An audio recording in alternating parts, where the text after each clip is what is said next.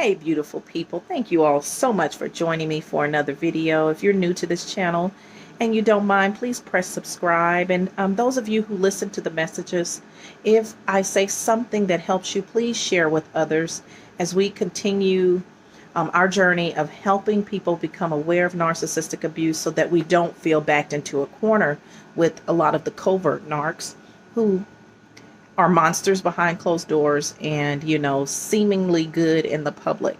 The more we talk about this, the more other people will stand up. I would like to, on that note, talk about the closet monster, the covert narcissist. And I came up with this conversation by reading a comment that a lady left, and she was married to a pastor, and she felt like she really didn't have a voice. She couldn't say anything because who would believe her? Because this man is out in the public. People love him as a pastor. He's serving the community, and he's an absolute disgusting pig and monster behind closed doors. But because of his public personality, she didn't feel like anyone would believe her. Let me say this, you guys. There's a chance that speaking up, someone's not going to believe you. No one would probably believe you in some cases. But this is not a reason to hold your truth. And I believe many people find oftentimes when they do step up, there are other people who were afraid, just like you, who didn't want to say anything because they felt no one else saw it either.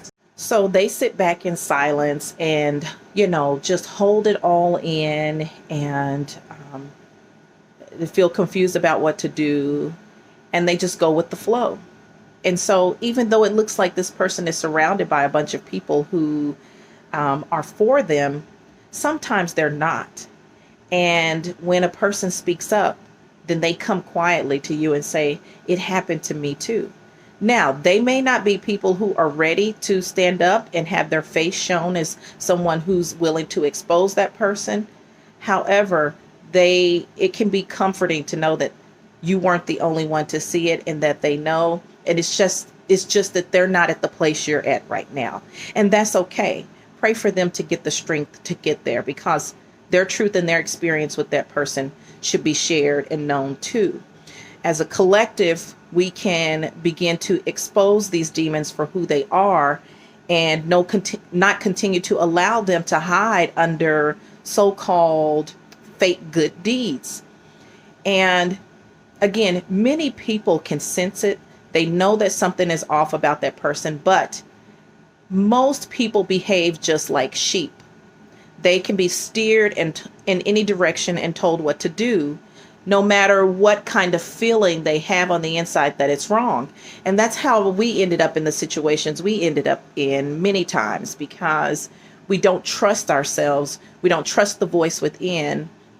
And it's not until we take that risk of standing up and being exactly who we are and taking that risk to speak out that we actually understand that our voice is important, that our story matters, and that, our our intuition does not need any type of proof. Although we have tons of proof from seeing the actions of the monster in the closet, the covert narcissist.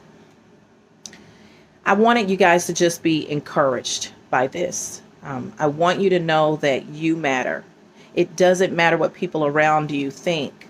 We live in a highly toxic and very shallow society. So people more than likely are not that much different than the covert narcissist. Most people in our society are very, very selfish, very narcissistic. Now, could they be a sociopath or psychopath? Not necessarily. I believe that a lot of people are experiencing just highly selfish people, and everyone wants to do their own thing, and no one's willing to bend for the other person. And then there's the cluster B disorders, people who truly have a disorder and are truly evil monsters. Other people, I believe, are just carried away by their flesh. Doesn't make them any better because they're highly toxic and they are not safe people. But We need to understand the difference, and we need to really expose it all. Let's join together in making this happen and not allowing room for the enemy to continue to move about and turn people against each other. It takes a few in the beginning.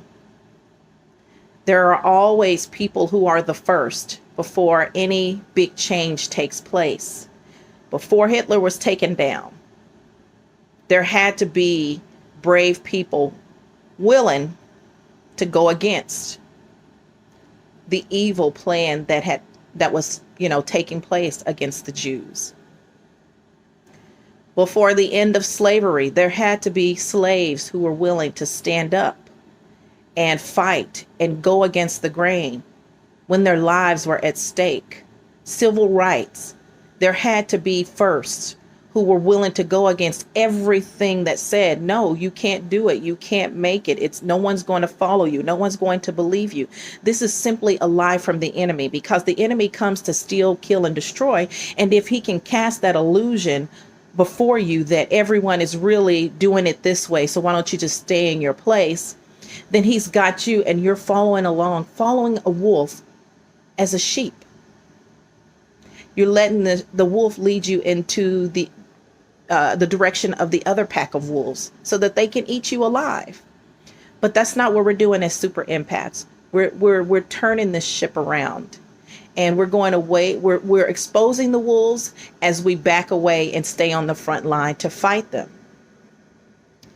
So I just want to say thank you. I want you to be encouraged by this message. I want you to feel empowered, because you do have the power. This is why cowards are attracted to you, because they want to be who you are. You just have not come into the realization of how powerful you are. And I hope that this is one of those messages that brings you exactly to that place. Thank you so much for sharing your time with me. God bless you.